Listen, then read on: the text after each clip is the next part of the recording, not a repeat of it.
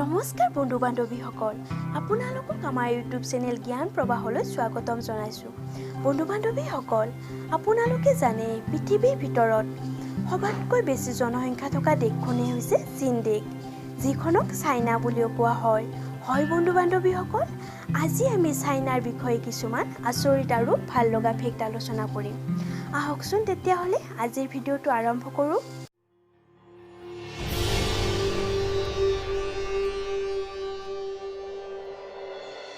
বন্ধু বান্ধৱীসকল, প্ৰথমতে আটাইতকৈ ইণ্টাৰেষ্টিং ফেক্টটো জনাবলৈ লৈছোঁ যে চাইনাত ফেচবুক, ইনষ্টাগ্ৰাম, টুইটাৰ আদিৰ লগতে আজি কেইদিনমান আগতে উইকিপিডিয়া বন্ধ কৰিছে। হয়, পৃথিৱীৰ সকলোৱে ফেচবুক, টুইটাৰ আদি ব্যৱহাৰ কৰিব পাৰে, কিন্তু চাইনাৰ মানুহে কেতিয়াও ব্যৱহাৰ কৰিব নোৱাৰে।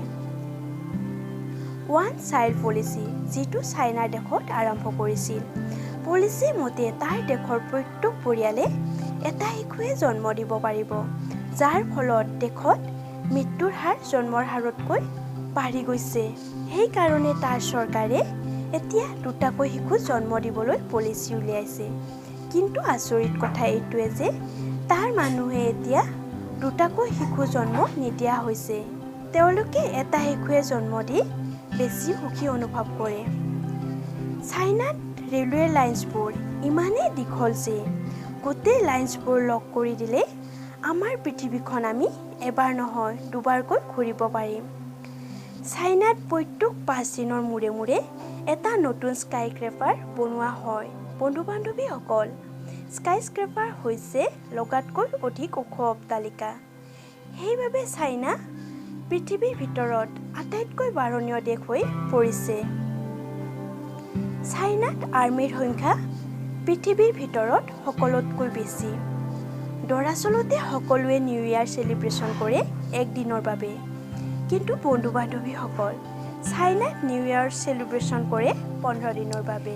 চাইনাত এটা আচৰিত নিয়ম আছে যে তাৰ ল'ৰা ছোৱালীবোৰে নিজৰ মাক দেউতাকক বুঢ়াকালত যদি চোৱা চিতা নকৰে, তেতিয়াহ'লে সেই ল'ৰা ছোৱালীক জেলত ভৰাই থোৱা হ'ব। আৰু চাইনাৰ সেই ল'টোৰ নাম হৈছে এল্ডাৰলি ৰাইটছ ল'। চাইনাত সবাতকৈ বেছি বিলাহী উৎপন্ন কৰা হয়। চাইনাৰ মানুহে প্ৰত্যেক বছৰে 4 নিযুত মেকুৰী খায়, আৰু সেই মেকুৰী বহু খৰচী খাদ্য হিচাপে জনা যায়। চাইনা এনেকুৱা 1 নিযুত মানুহ আছে যিয়ে এদিনত 70 টকাতকৈ কম খৰচত চলে। বন্ধু বান্ধৱীসকল, আপোনালোকে নাভাবিব যে দুখীয়া মানুহ অকল আমাৰ ভাৰততে আছে। এই পৃথিৱীত সৰ্বাধিক দেশতে দুখীয়া মানুহ আছে।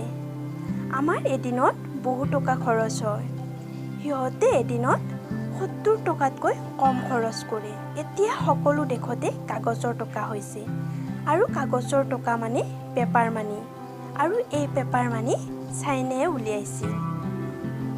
আমাৰ সকলোৰে পৰিচিত ফুটবল খেলটো চাইনাই আৱিষ্কাৰ কৰিছিল, যিটো খেলৰ নাম ৰাখিছিল টুচু, যিটোৰ অৰ্থ কিকিং বল।